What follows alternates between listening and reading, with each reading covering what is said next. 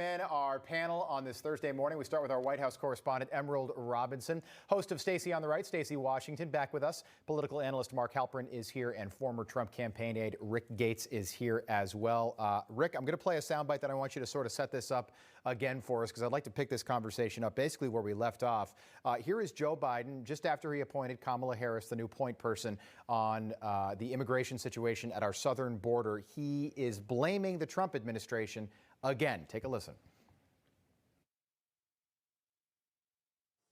New surge we're dealing with now started with the last administration, but it's our responsibility to deal with it humanely and to stop what's happening. And so this increase has been consequential, but the vice president's agreed, among the multiple other things that have happened in the meeting, and I appreciate it, agreed to lead our diplomatic effort and work with those nations to accept the returnees and enhance migration enforcement at their borders. We're already talking with Mexico about that. All right, so it is difficult to understand what the president's saying. He's wearing a mask. He's 6 feet from the next closest person, and he's been fully vaccinated. So I wish he would just take the mask off while he's speaking. But Rick, set this up for you. If I heard you right last hour, you basically said that he has appointed Kamala Harris, the vice president, to be the point person like Mike Pence was for the COVID-19 task force a year ago, almost to the day, almost to set her up to fail or to put her in her place. Is that accurate? Absolutely. And you look at the what's happening down along the border and you see the humanitarian crisis. This is going to be a very difficult situation to turn around in any form. The optics are not good. The situation is just horrendous down there. And look, you have the Mexican president even coming out and saying, Joe Biden invited this. So if you're Joe Biden and you have no solution for this, which he hasn't presented administration, which is a kind of a typical Washington, D.C. move, when you have no real defense and you don't want to tell the truth, just blame it on your predecessor. Very common to do. And so when you see the outcome of this and what's happening, why not take somebody that has gleaned all of the spotlight so far in your administration, put her to the task? Kamala Harris has not been challenged. We don't know what kind of resources she's going to have to use for this. And frankly, we haven't seen her true leadership. And this is going to be a great test of that. I think if you're the inside core Biden team that are worried about, Kamala Harris, this is a great way to put her in her place. Absolutely. Okay. So, Emerald, I guess my question to you is, when President Trump appointed Mike Pence the head of the COVID task force, Mike Pence was optically in charge, ostensibly in charge. But we all know that Donald Trump was still in charge. This feels a little bit different, though. This feels like Kamala Harris is legitimately in charge. Well, at the beginning of the COVID situation and the COVID task force, Mike Pence was much more in charge, but then that sort of quickly changed, and the president was pressed by certain people that he definitely needed to be more out front on this, and then he saw how the things were going, and he decided that he should be. But no, initially, it really was Mike Pence who was the point person. Now, you can look back, and Mike Pence was very instrumental in keeping Fauci and Deborah Birx on board, so right. He bears responsibility there. But no, in the beginning, it sort of shifted, considering that it was also an escalating situation. So we'll see how this goes for Kamala Harris and Joe Biden, in that it is also an escalating crisis at the border, and if she remains the point person.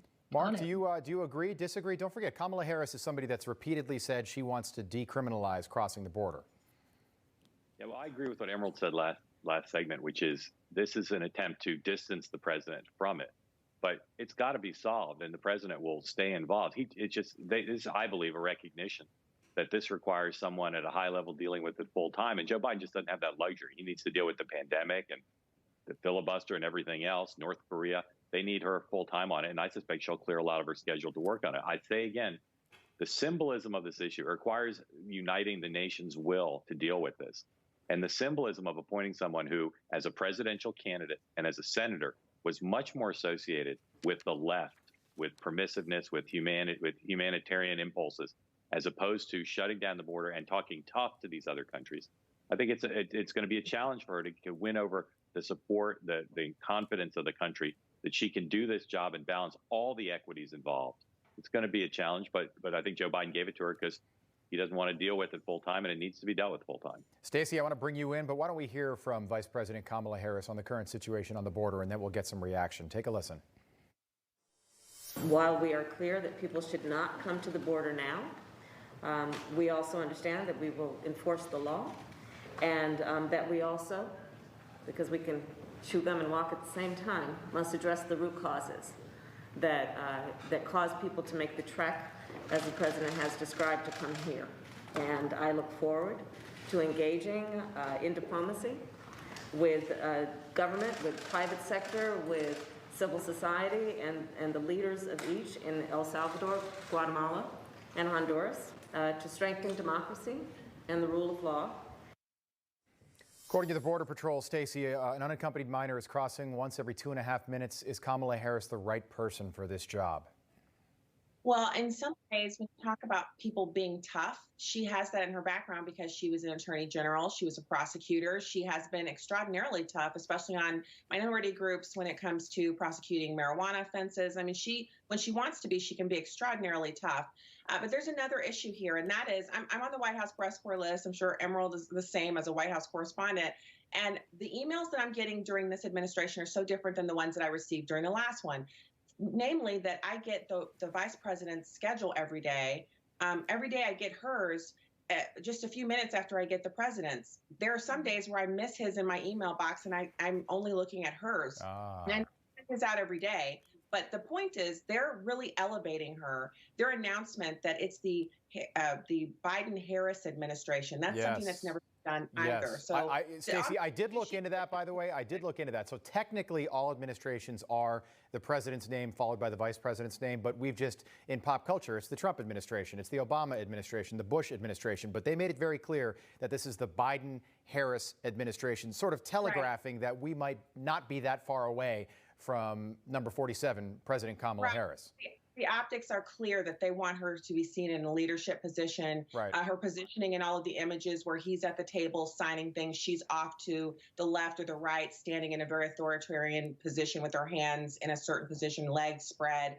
And the fact that she's taking on this issue so early in the administration. When Vice President Pence took on coronavirus, that was at the end of the Trump administration. This is the beginning of the Biden administration, and she's taking on a huge role. And the border is something that, when you talk about buy-in, there doesn't have to be any buy-in from Americans. President Trump didn't have buy-in from Americans. He had half the country working against him. He still fixed the problem. And they're going to take President Trump's tack on this. Watch and see. They're going to use the same protocols he used. They'll just call them Biden protocols. And fascinating, by the way. We've got about 30 seconds left. We can pick this right up after the break. But Emerald, did you see the Hill report yesterday that Joe Biden would consider a second term? Now, I think it's way too early to have any sort of conversation like that. I would say the same thing if Donald Trump were president. This is normally the time period where you get stuff done because you're not running for president again. But I mean, this guy would be almost 87 if he were elected and served another 4 years after this. Yeah, I found it interesting that that's something that he wanted to come out with this week. And as Stacy said, she's absolutely right. I've noticed that in my email box too. I'm like, I can see the vice president's schedule, but I'm having to go dig for the daily president schedule because of how they roll out the emails. Yeah. I think it's interesting that they came out with that because it almost appears, and I'm not sure this is the case because it's not very, there's not a lot of leaks out of this White House, but it appears as if the team around the president are in some way trying to counter this prominence of Harris and trying to ensure to the American people that he's still president. We've seen a few things in the last couple of days to try to build him up a little bit more. Well, yeah, he called her President Harris last week. I think that was enough for me right there. And I'm just hoping, 1:15 press conference this afternoon, his first. I'm hoping that he gets through it and that it's, there's nothing to talk about tomorrow. Selfishly, I'd love to have some stuff to talk about from it. But, if he does well, he does well. And we're hoping for that. We can pick this up, panel, right after the commercial break. I want to